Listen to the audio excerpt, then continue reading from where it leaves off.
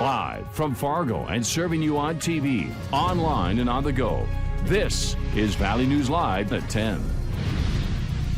It'll be a long night in Leal, North Dakota, where strong winds, likely a tornado, tore up several homes, leaving a mess in its wake. An energized storm rolled through parts of Barnes and Steele counties earlier this evening. It produced a funnel cloud that touched down, along with reports of hail. At this hour, thankfully, it's much quieter, and we'll have more on the damage from this storm shortly. But for those of you, and there's quite a few of you who have Memorial Day weekend plans, let's get you up to date on the weather. And Hutch is here with the very latest. Hutch? Mike, thanks so much. We had our tower cam set up to point to some storms that developed near the Ada area, and the sun lighting off the back of them really put up a display. Those storms towering upwards of only 30 to 35,000 feet tonight. That's pretty shallow for severe thunderstorms, but definitely some damage tonight. Speaking of Leal, big damage at a outdoor barn, and this is a look at the Waban area of a tornado that did make contact with the ground. We still have thunderstorm activity in Beltrami County. It's going to stay to the north of you in Bemidji, so the Red Lakes area is seeing that right now. It is non-severe. All warnings have been expired for the better part of the last half hour or so. This line of storms moving to the east-northeast at 40 miles per hour will put it near Black Duck by the end of this broadcast this evening. Some small hail and lightning the main threat. A few spotty thunder showers in our lakes counties. Those are exiting as well. So things look to be much quieter as we head into the evening. Just some good old-fashioned rain swirling through northwest portions of Minnesota, and a few spotty sprinkles along Highway 200 in eastern North Dakota. So it was a very active evening of weather to close out the work week. The holiday weekend is around the corner, and there is more rain and possible thunder showers in the forecast. I'll detail all of that here in just a few minutes. But for tonight, it's quieting down. Good. Glad to hear it. Mm-hmm. Let's go back to what we found as far as evidence of damage from tonight's storm. Valley News Live's Joshua Pagero made stops in Hope and Daisy, but found the most damage in Leal, North Dakota. And that's where he is right now. Joshua? Mike, exactly as you said, we found the most damage in Leal, North Dakota. We went through Hope, we went through Sibley, we went through Daisy, but here in Leal is where we found damage. We found an overturned wagon. We found a roof that was partially torn. A part of the roof was torn. We also found like a barn that had sustained some heavy damage. We found down tree limbs. And from the homeowner that we spoke to, one of the things he mentioned, the father of the homeowner says that it was really quick.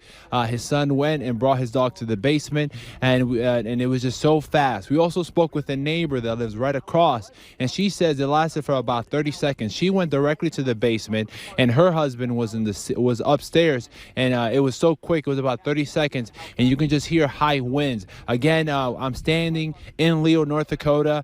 Behind me, there's extensive damage. There's overturned wagon, debris as well.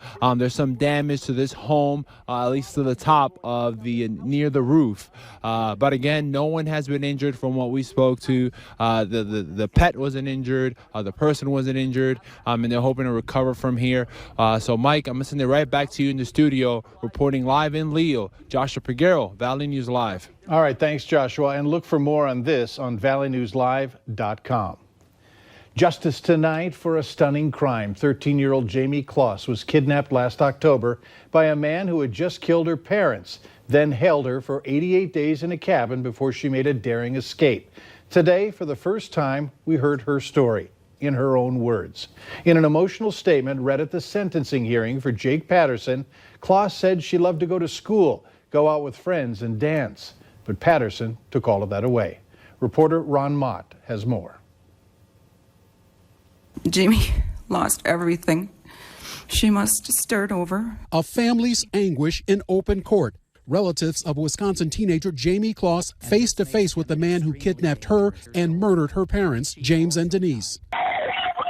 Prosecutors played a 911 call Jamie's mother made while huddled in a bathtub with her daughter last October, moments after 21-year-old Jake Patterson shot Jamie's dad at the family's front door. My brother won't be able to walk down the aisle on a wedding day. An attorney then read a statement from Jamie herself. He thought that he could own me, but he was wrong. I was smarter. I watched his routine and I took back my freedom. I will always have my freedom, and he will not. For 88 days, Patterson held the 13-year-old in his home, forcing her to hide under his bed when people visited. This was her prison. Patterson bowed his head for much of the hearing, though appeared to dispute the prosecutor at one point. If Mr. Patterson is ever released from prison, he will find Jamie. Later, a tearful Patterson apologized. I would do, absolutely anything to take back what I did, I'm just so sorry. A shocking crime never to fade in this small town.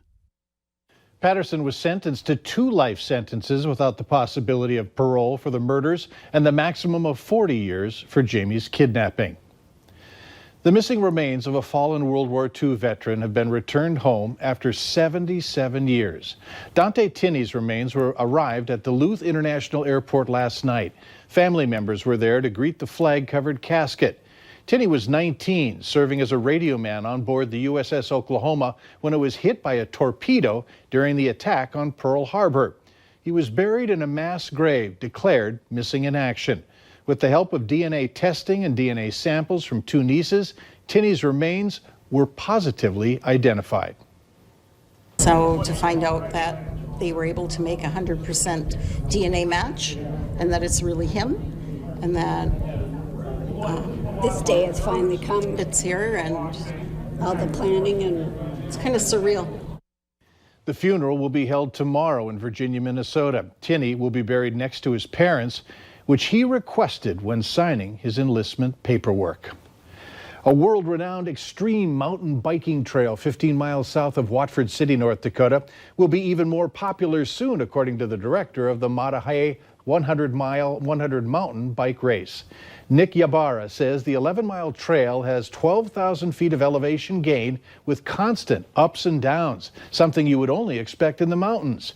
8 races a year bring in people from all over the world, and the course is extremely challenging with a finishing rate of only 50%. The trail is extreme. It's humbled a lot of mountain bikers over the years, even professionals that think that you can come out and just crush this 100-mile mountain bike race, and sometimes it ends up crushing them. Ybarra says the trail is attracting more people to North Dakota and changing the way that tourists view the state. A 7-year-old boy from West Fargo has been battling an aggressive form of cancer for the past 3.5 years. Today was a time to celebrate. He finished his last round of radiation. And there to help Miles Allen celebrate, members of West Fargo's fire and police departments. They gave Miles an escort back home. It was beautiful. Miles was so excited. He was able to get into the cop car, got to wave to a couple of the people standing outside waiting. And he was really excited. I think that really made his day today. He said, "This is the best day ever."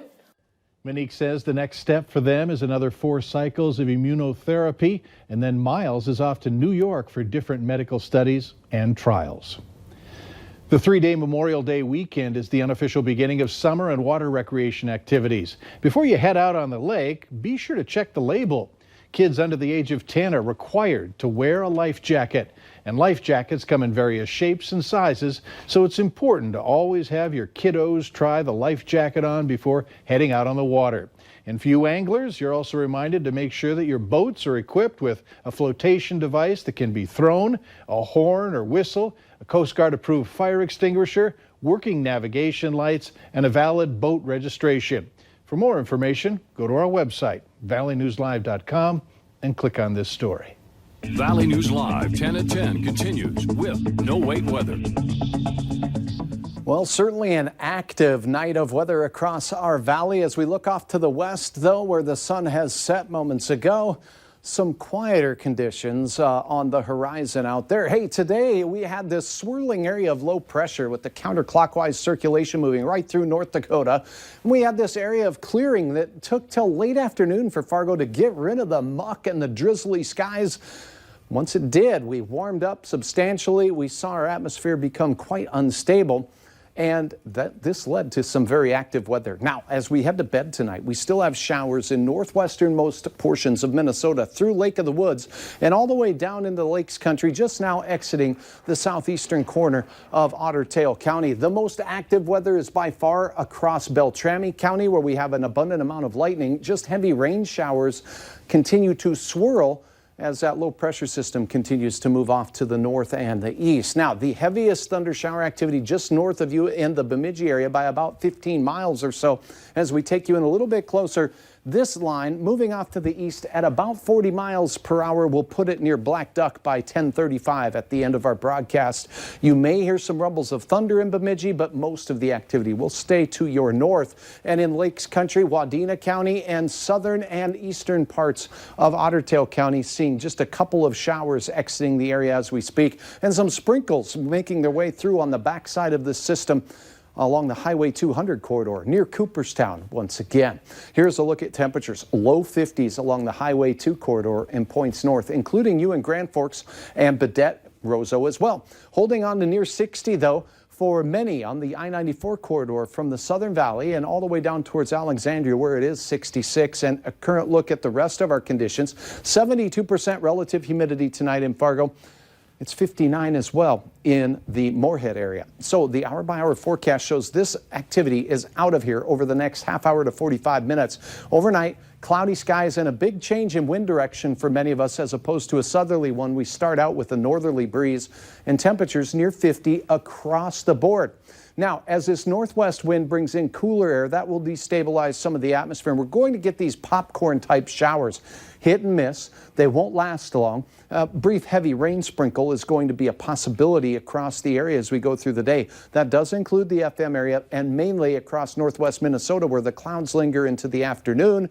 So the warmest temperatures will be out west, where things will be a little drier and a little sunnier. By the close of the day, once the sun sets, those type of showers, the popcorn type showers, really dissipate. So we'll start out near 50. Cloudy skies, can't rule out a sprinkle, but in the afternoon we should see things clearing out. Temperatures rising into the mid and upper 60s here in Fargo and points west. A lot of 60s out there.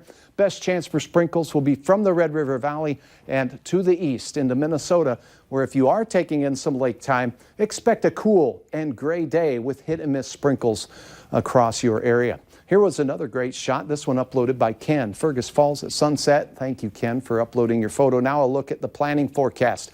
Sunday looks like the best of the three-day holiday weekend by far. Sunshine in 70s from the valley and points west. We'll see a lot of 60s in Lakes Country, and late in the day, we'll have a chance of some thunder showers moving in, and that will set the stage for some areas of heavy rain. A pretty good chance of accumulating rain for your Memorial Day observances out there.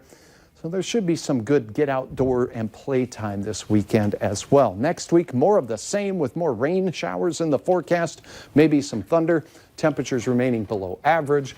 But I guess what else is new this spring here in the Valley? It has been unpredictable. Yes. All right, thanks. Up next on Valley News Live at 10, who lives longer, a baseball player or a football player?